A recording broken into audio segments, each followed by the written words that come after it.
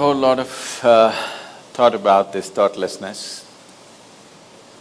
Thoughtlessness, no mind, these kinds of terms have been propagated all over the place, and these terms have been badly misunderstood and made into all kinds of things, and people are striving how to stop my mind.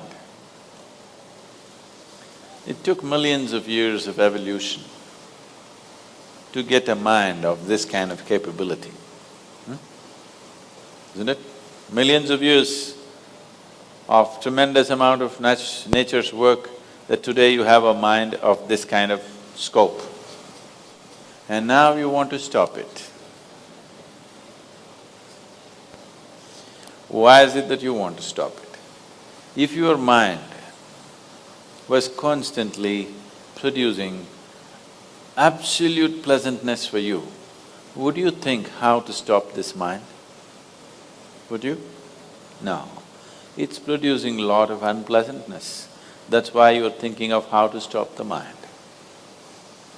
This is the first thing, wherever you go in the world, this has gone so much into people's mind. If you tell them you meditate, they say, "But Sadhguru, I'm not able to stop my mind." I said, that will happen only after you stop your kidneys, liver, heart. You stop all these things, then the mind will also stop. Do you want it to stop? No.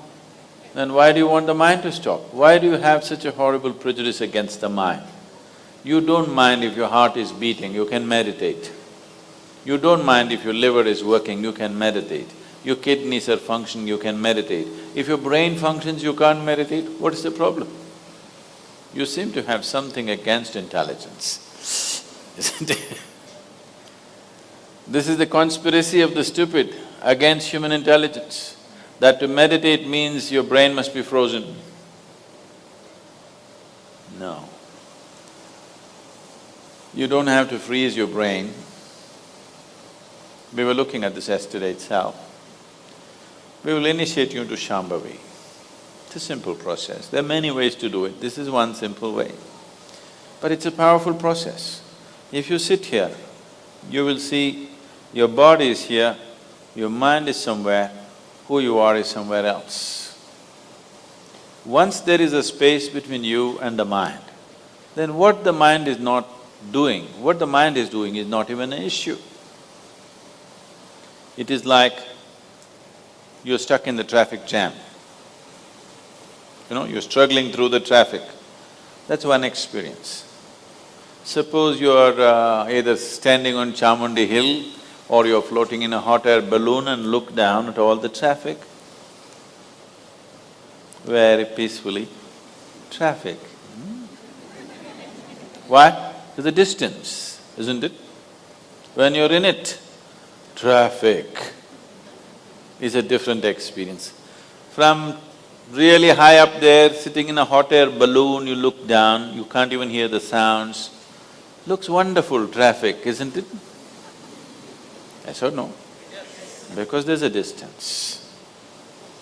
So once there's a distance between you and your mind's activity, mind is not a problem.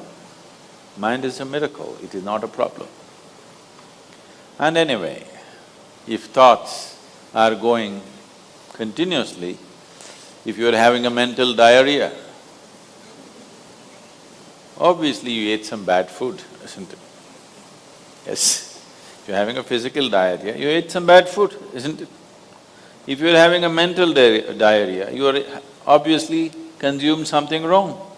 What this wrong thing could be is, the moment you identify yourself with something that you're not, then you're finished. Your mind is a continuous runs. There is no other way. Do what you want, try as hard as you want, it is not going to stop. If you do not identify yourself with anything that you are not, you know how to be with everything, you know how to use everything, but you're not identified with it, then you will see if you sit here, simply mind will be like this.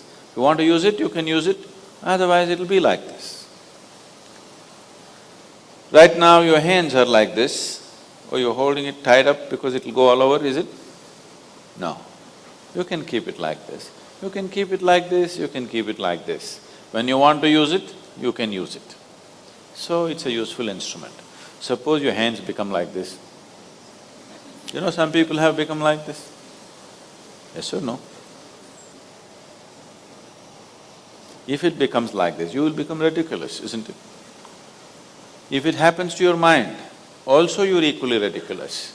It is just that you are living in the comfort that nobody else can see it. But people can see it.